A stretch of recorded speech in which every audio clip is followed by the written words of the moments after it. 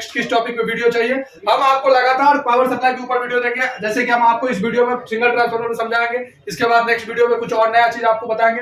तो अब ये एसी था और यहाँ पे हमारा सप्लाई बन गया डीसी। अब जैसे ये डीसी बना तो यहाँ से ये पॉजिटिव और ये नेगेटिव, अब दोनों ब्रिज जैसे आपको पता है ये हमारा। अब हमारा क्या होगा, जब से मैग्नेटिक फील्ड बनना स्टार्ट होगा, ये मैग्नेटिक फील्ड बनते बनते हमारा सप्लाई क्या होगा, जो हमारे इसके नजदीक में, यानी कि इसके नजदीक में जो कॉइल लगा वो कौन सा, ऑक्सिलरी कॉइल लगा। तो जाहिर सी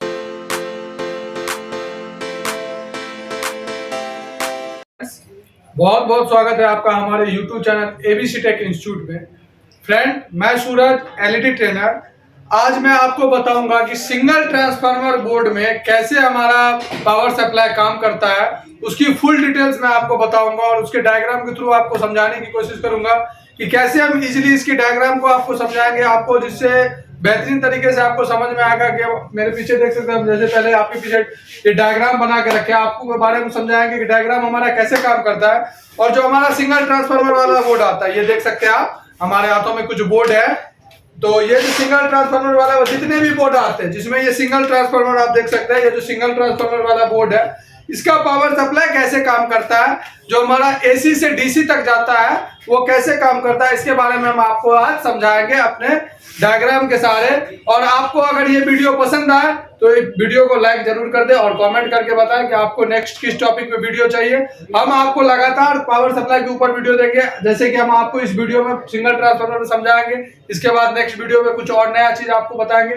तो आइए फ्रेंड, हम सीधा लेके चलते हैं आपको अपने बोर्ड पे और समझाते हैं आपको कि ये सप्लाई कैसे काम करता है। तो फ्रेंड, अगर आप तक अभी तक हमारे चैनल को सब्सक्राइब नहीं किया होगा तो आप चैनल को सब्सक्राइब जरूर कर दें, ठीक है फ्रेंड। तो आइए आप हम देखते हैं बोर्ड पे आके कि हमारा सप्लाई कैसे काम कर रहा है, ठीक है फ्रेंड। तो फ्रेंड देखिए, जैसे कि हम पहले ही आपको लिख दिए सिंगल ट्रांसफार्मर सप्लाई के बारे में आपको समझाएंगे। देखिए, सबसे पहले जो हमारा चलता है सप्लाई, वो फेज और न्यूट्रल से हमारा स्टार्टिंग होता है। जैसे कि आपको पता है, यहाँ पे हमें फेज और न्यूट्रल से सप्लाई मिलता है, वो 220 वोल्ट की सप्लाई हमें प्राप्त होता है। ये 220 से 240 तक की भी सप्लाई हमें प्राप्त होता है। उसी लाइन में हमारा फ्यूज लगा रहता है, जो हमारे सेफ्टी के लिए लगा रहता है। एनटीसी भी हमारा लगा रहता है और ये हमारा कॉइल लगा रहता है। ये हमारा फ्यूज, एनटीसी और कॉइल, ये हमारे एसी प्रोटेक्शन के लिए लगे रहते हैं। कुछ नॉन पोलराइज कैपेसिटर लगे रहते हैं जो पैरेलल में लगे रहते हैं, ये हमारे ओवर वोल्टेज प्रोटेक्शन के लिए। हमारे सारे जो एसी लाइन को, यानी कि एसी को रोकने एवं उसे काम कंट्रोल करने के लिए कुछ एचवीआर रजिस्टर का भी यूज होता है। एचवीआर रजिस्टर का भी यूज होता है जो इसकी लाइन को कंट्रोल करे। उसके बाद जो हमारा सप्लाई बनता है वो ब्रिज बनता है, जो मेन काम होता है हमारा ब्रिज का, जो हमारा ब्रिज बनता है। आजकल नए बोर्ड में क्या आ रहा है, जो हम नए बोर्ड आ रहे हैं उसमें हमारा ब्रिज का चिप आ रहा है और हमारा चार्ट लेकर ब्रिज का चिप आ रहा है। ये हमने ब्रिज बना दिया। अब यहाँ पे जो हमारा 220 वोल्ट था, अब ये एसी था और यहाँ पे हमारा सप्लाई बन गया डीसी। अब जैसे ये डीसी बना तो यहाँ से ये पॉजिटिव और ये नेगेटिव, अब दोनों ब्रिज जैसे आपको पता है, ये हमारा ब्रिज बन गया, ये पॉजिटिव सप्लाई बन गया और ये निगेटिव सप्लाई बन गया। अब जैसे ब्रिज से सप्लाई हमारा निकला तो यहाँ पे डीसी निकल गया। अब यहाँ पे हमारा मेन फिल्टर कैपेसिटर लगा हुआ। अब इसी कैपेसिटर पे हमें सप्लाई जो मिलता है वो 300 प्लस वोल्टेज मिलता है। 300 प्लस वोल्टेज मिलता है, यानी कि 300 से 350 वोल्टेज मिलता है। तो किसी भी बोर्ड को चेक करने के लिए, अगर ये हमारा होता है, यहाँ से देख सकते हैं आप, ये हमारा फेज और न्यूट्रल का लाइन होता है। फेज और न्यूट्रल, यहाँ से सप्लाई चलती है तो एक एनटीसी, एक फ्यूज, एक कैपेसिटर, एक कॉइल, और उसके बाद हमारा जो ब्रिज बना होता है, ये देख सकते हैं फ्रेंड, ये ब्रिज हमारा, और ब्रिज के बाद हमारा ये मेन फिल्टर कैपेसिटर। सेम वही चीज है, ये ब्रिज के बाद हमारा मेन फिल्टर कैपेसिटर। अगर इस कैपेसिटर पे 300 से 350 के बीच में वोल्टेज बन रहा है तो हमारा जो ईएमआई सेक्शन होता है, यानी कि एसी इन सेक्शन होता है, ये हमारा जो एसी इन सेक्शन होता है, यानी कि ब्रिज से पहले, फिल्टर से पहले वाले जितने सेक्शन होते हैं, पार्ट्स होते हैं, वो 100% वर्किंग में होता है, ठीक है। अब इसके बाद जो सप्लाई बनता है, ये हमारा 300 प्लस हो गया। अब हमें स्विचिंग करवानी होती है सप्लाई को, जो हमें लॉजिक कार्ड के लिए अलग स्विचिंग करवानी पड़ती है और बैक लाइट सेक्शन के लिए अलग सप्लाई स्विचिंग होती है, अलग वोल्टेज स्विचिंग होती है, ठीक है फ्रेंड।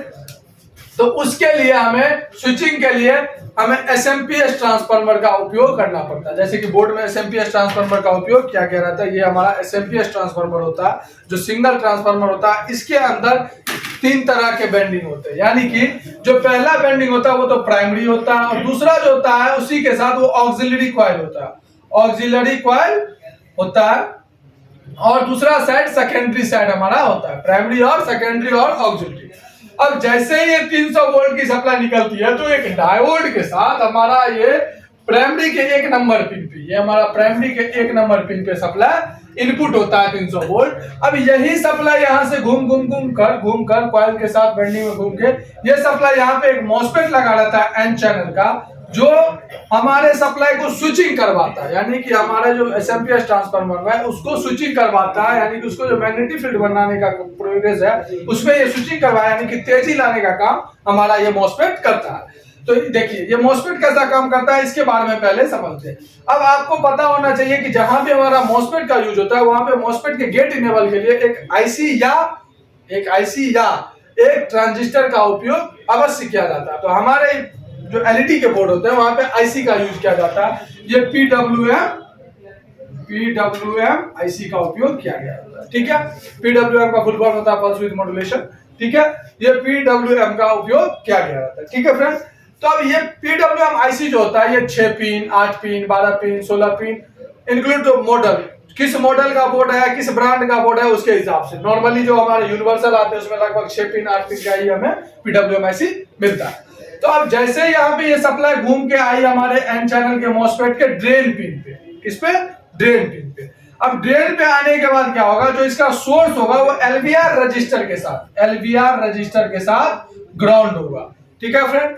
और इसके गेट और सोर्स के बीच में एक 10 किलो का रजिस्टर लगा होता है, एक 10 किलो का रजिस्टर लगा होता है जो पुल अप पुल डाउन का काम करता है। जो इसकी रजिस्टर यानी कि जो ग्राउंड वाली सप्लाई है उसको ये ग्राउंड सही प्रॉपर देता है, जिससे हमारे मॉसफेट की जो गेट इनेबल की फ्रीक्वेंसी है वो स्विचिंग प्रॉपर करता रहता है, उसमें कोई दिक्कत ना आए, ठीक है फ्रेंड। अब जैसे हमारा पीडब्ल्यूएम आईसी, अब जब तक हमारे पीडब्ल्यूएम आईसी को स्टार्टअप वोल्टेज नहीं मिलेगा तब तक हमारा आईसी वर्क नहीं करेगा, क्योंकि जब तक किसी भी आईसी को हम सप्लाई नहीं देते हैं, जब तक कमांड नहीं देंगे तब तक वो आगे की सप्लाई काम अपने आप करेगा नहीं। तो इसके लिए हम यहाँ मेन फिल्टर से ही एक सप्लाई उठाकर लेकर एक एचवीआर रजिस्टर कुछ सीरीज में लगाकर इसको स्टार्टअप वोल्टेज दे दिया जाता है, स्टार्टअप वोल्टेज दे दिया गया रहता है। जो इसको स्टार्टअप वोल्टेज देने के बाद यहाँ पे जैसे स्टार्टअप वोल्टेज मिल जाता है तो ये क्या होता है, गेट इनेबल करना स्टार्ट कर देता है। अब जैसे ही ये गेट इनेबल किया तो ये क्या हुआ, अब इसी ड्रेन से फिर इसके ड्रेन पिन से ही ये सप्लाई जो होगा, जो इनपुट हो रहा था वो आउटपुट होगा। अब जैसे ये आउटपुट होना स्टार्ट होगा तो ये सप्लाई फिर इसी से सीधा यहाँ से निकलेगी, तो यहाँ पे एक फिर डायोड का प्रयोग किया जाएगा। इसलिए प्रयोग किया जाएगा क्योंकि डायोड जहां पे होता है, डायोड जो सप्लाई को रिवर्स नहीं आने यानी कि वापस पीछे नहीं आने देता, वो फॉरवर्ड बेस में ही भेजता रहता। इसीलिए यहाँ पे भी एक डायोड का उपयोग किया गया था, जो कि अब हमारा स्विचिंग होकर सप्लाई यहाँ पे जा रहा है, वो सप्लाई रिटर्न मेन फिल्टर की ओर न जाए, वो आगे स्विचिंग में ही जाए। अब ये सप्लाई फिर बार बार टकरा रहा है, जैसे स्विचिंग माना कि देखिए, जैसे एक आपको समझाने की आसान भाषा में कोशिश करते हैं कि मान लीजिए एक मग में बहुत पानी भरा हुआ है और आप उसमें कुछ डालते हैं तो पानी उछाल मारेगी। वही चीज यहाँ पे ये मॉसफेट काम क्या कर रहा है, उछाल मरवा रहा है, यानी कि उसको स्विचिंग करवा रहा है, वोल्टेज में गति आ रहा है। तो जैसे ही यहाँ पे स्विचिंग आ रहा है तो यहाँ पे क्या हो रहा है, मैग्नेटिक फील्ड बनना स्टार्ट हो रहा है।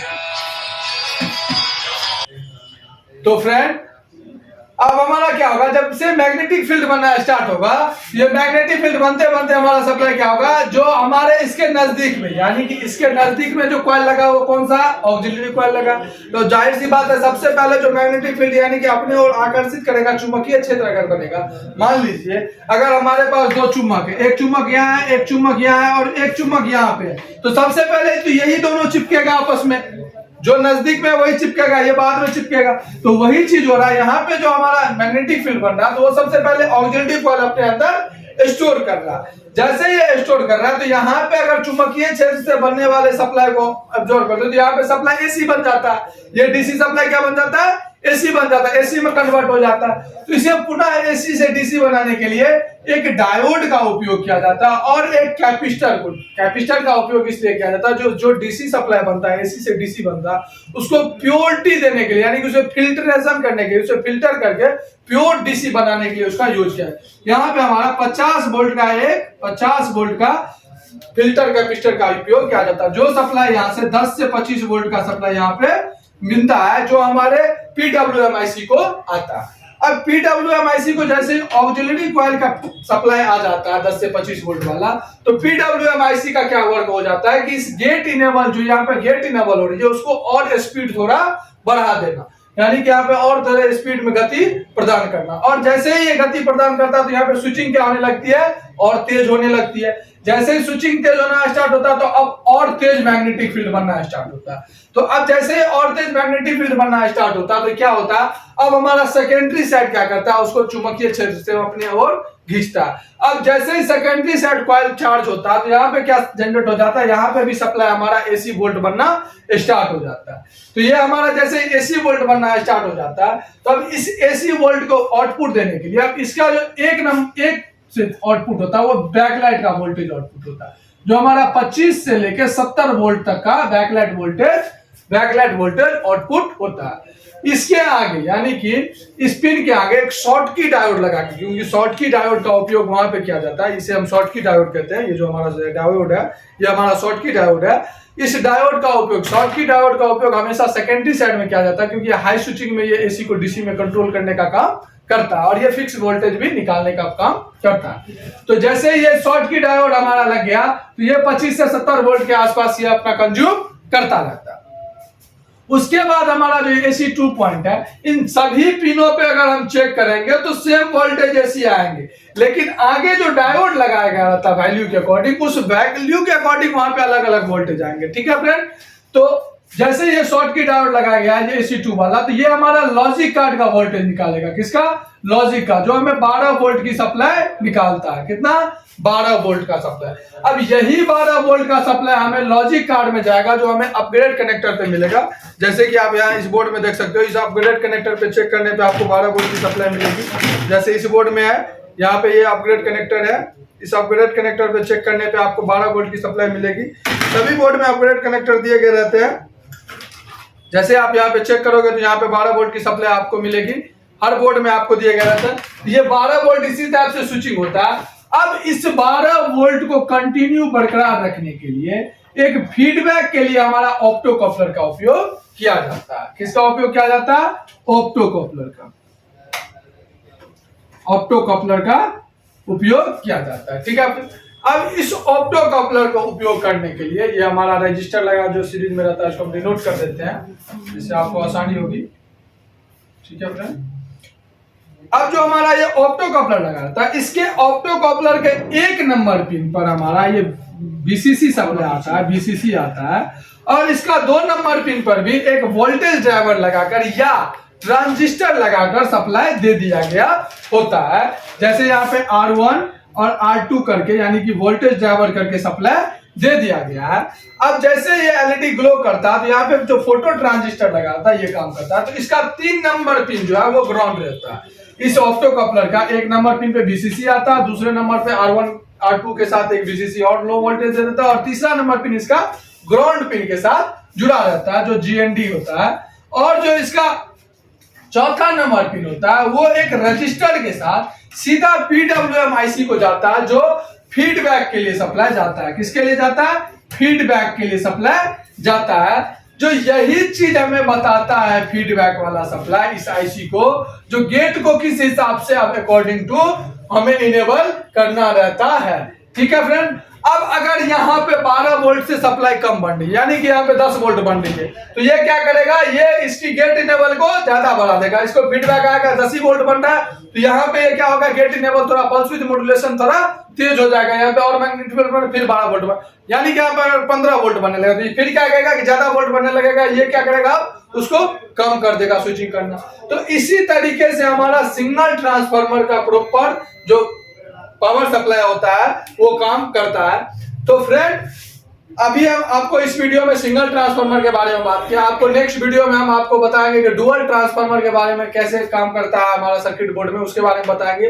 और फिर पीएफसी सेक्शन कैसे काम करता है इसके बारे में भी आपको हम एक वीडियो जरूर लाएंगे बहुत जल्द। तो अभी तक अगर आपने हमारा चैनल सब्सक्राइब नहीं किया तो चैनल जरूर सब्सक्राइब करें। और फ्रेंड, अगर आप भी चाहते हैं एलईडी टीवी के फील्ड में या किसी भी laptop, desktop, printer, mobile, AC, PCB, किसी भी लाइन में, टेक्निकल लाइन में आप भी चाहते हो बेस्ट बनने के लिए, आपको बेस्ट कोर्स चाहिए, आपको बेस्ट नॉलेज चाहिए, तो आप एबीसी टेक इंस्टीट्यूट ज्वाइन कर सकते हैं। या आप हमारे स्क्रीन पर दिए गए नंबर पर कॉल करके आप सारी हमारे क्लास के बारे में पता कर सकते हैं, या फिर आप हमारे साथ आके डेमो क्लास लेके एडमिशन अपना करवा सकते हैं। तो फ्रेंड, अगर वीडियो पसंद आए तो लाइक जरूर करें, कमेंट जरूर करें और अपने दोस्तों के साथ जरूर शेयर करें, क्योंकि ये जानकारी सब अच्छी जानकारी आपको अगर लगी होगी तो जरूर से जरूर शेयर करें। ठीक है फ्रेंड, नेक्स्ट वीडियो में हम आपको ये भी बताएंगे कि इसकी ट्रेसिंग कैसे करते हैं, 1 बाय 1 लाइन ट्रेस करके आपको हम प्रॉपर बताएंगे। तो फ्रेंड, तब तक के लिए धन्यवाद, थैंक यू।